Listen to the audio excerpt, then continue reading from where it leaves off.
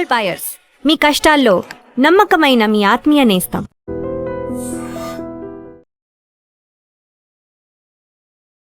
నమస్తే, welcome to I dream. నేను వలి. అసలు దేశంలో ఎలాంటి ఘటనలు జరుగుతున్నాయో నిజంగా ఈ ఘటనలు జరుగుతున్నటువంటి తీరును చూస్తుంటే భయం వేస్తుందండి.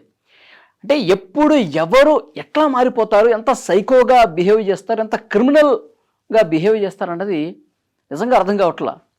ఇక్కడ మీకు స్క్రీన్లో కనిపిస్తుంది, ఈ అమ్మాయి పేరు శ్వేత అండి. బెంగళూరులో సాఫ్ట్వేర్ ఇంజనీర్. ఆమె బాయ్ ఫ్రెండ్ కెనెత్ అంటే ఇతని పేరు, ఏపీకి సంబంధించినటువంటి వ్యక్తి. ఇతను కూడా సాఫ్ట్వేర్ ఇంజనీర్. వీళ్ళిద్దరూ ప్రేమించుకుంటున్నారు, సహజీవనం చేస్తున్నారు. అయితే సహజీవనం కరెక్ట్ కాదమ్మా అని తల్లిదండ్రులు అన్న పాపానికి ఈ మహానటి అసలు ఈమె ఏం చేసిందో తెలుసా? అమ్మని, నాన్నని, చెల్లెల్ని, ముగ్గురిని చంపేసింది. అసలు చూడండి, అసలు దేశం ఎటుపోతుందో అర్థం కావట్లా.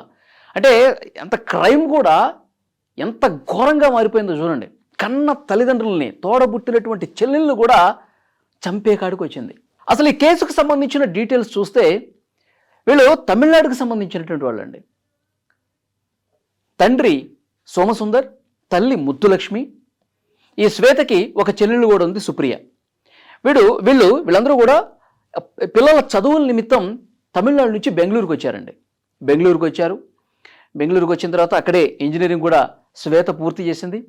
2 సంవత్సరాల క్రితం చదువు పూర్తి అయిపోయిన తర్వాత ఒక సాఫ్ట్వేర్ కంపెనీలో, బెంగళూరులోనే ఒక సాఫ్ట్వేర్ కంపెనీలో జాబ్ వచ్చింది.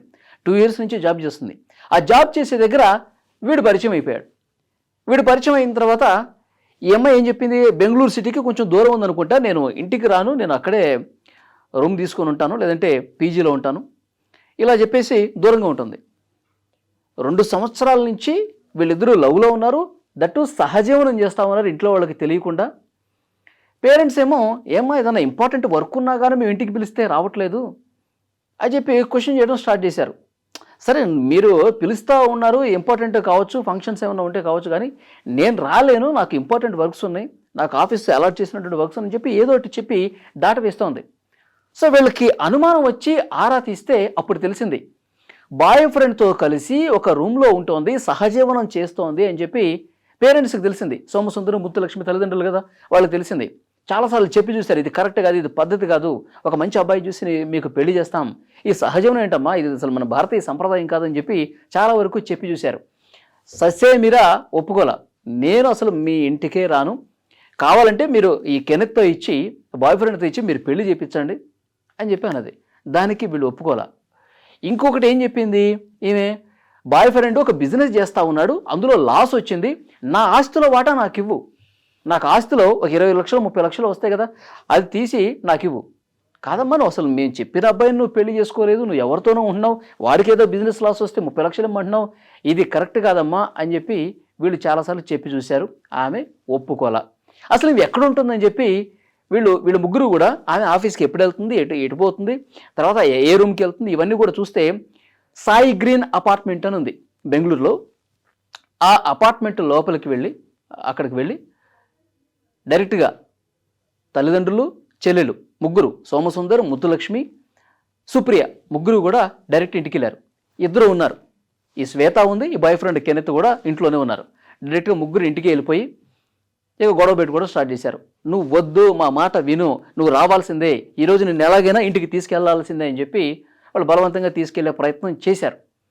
చేస్తే కోపం తట్టుకోలేక మీకు ఎన్నిసార్లు చెప్పాలని చెప్పి వీళ్ళిద్దరూ కలిసి, వీడు కూడా ఈమెతో తయారై ఇంట్లో ఉన్నటువంటి వస్తువులను తీసుకుని ఏది దొరికితే దాన్ని ముగ్గురు మీద ఇష్టం వచ్చినట్టుగా తల మీద, శరీరం మీద ఇష్టారీతిని కొట్టారండి.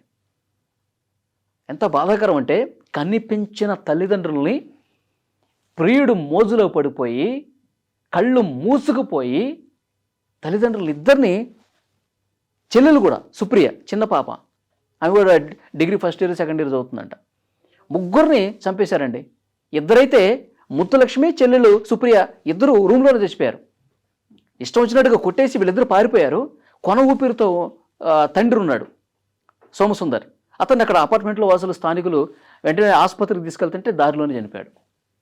తల్లి, తండ్రి, చెల్లి ముగ్గురిని చావబాదేసి చంపేసి అక్కడి నుంచి పారిపోయారంటే అసలు నిజంగా ఎలా అర్థం చేసుకోవాలి? ఈమె మెంటాలిటీని ఏ విధంగా అర్థం చేసుకోవాలి? సహజీవనం చేస్తోంది, నాకు ఇతనితోనే పెళ్లి చేయండి అని చెప్పి మొండిపట్టు కూర్చుంది, అడ్డొస్తే ఒప్పుకోకపోతే తల్లిదండ్రులను కూడా చంపేకాడికి వచ్చింది. చాలా బాధాకరం. నిజంగా ఇలాంటి సైకోలుగా తయారైపోతున్నారు. తమకు నచ్చని పని, తమకు ఇష్టం లేని పని ఏదైనా ఉంది అంటే కనుక దానికోసం ఎంతకైనా తెగబడతా ఉన్నారు. తాము అనుకున్నది సాధించడం కోసం ఇవాల్టి యువత, అబ్బాయిలైనా తాము ఏదన్నా అనుకుంటే అది 100% జరిగి తీరాల్సిందే. అది మంచా చెడా, పెద్దవాడు మంచి చెప్తున్నారా చెడు చెప్తున్నారా, దాన్ని ఏది కరెక్టు, ఈ బేరీజ్ వేసుకోవటంలా మేము అనుకున్నది జరగాలి, లేకపోతే చంపేయాలి, ఇదే మైండ్ సెట్ పెట్టుకున్నారు. నిజంగా చాలా బాధ కలుగుతుంది. దేశవ్యాప్తంగా ఈ కేసు సంచలనంగా మారింది. ప్రస్తుతం వీళ్ళని పట్టుకునే పనిలో పోలీసులు ఉన్నారు. ఇలాంటి వాళ్ళకి ఎలాంటి శిక్ష వేస్తే కరెక్ట్ అండి? తల్లిదండ్రులని చంపే వరకు వచ్చారంటే చాలా కఠినంగా శిక్షించాలని చెప్పి వీళ్ళ ఇతర బంధువులు, కుటుంబ సభ్యులు, అక్కడ లోకల్గా ఉన్న వాళ్ళు కూడా చెప్తా ఉన్నారు. వీళ్ళిద్దరిని ఏం చేయాలి చెప్పండి? ఇలాంటి మైండ్ సెట్ ఉన్నటువంటి అమ్మాయిని ఏం చేయాలి చెప్పండి? కామెంట్ బాక్స్లో తప్పకుండా తెలియజేయండి.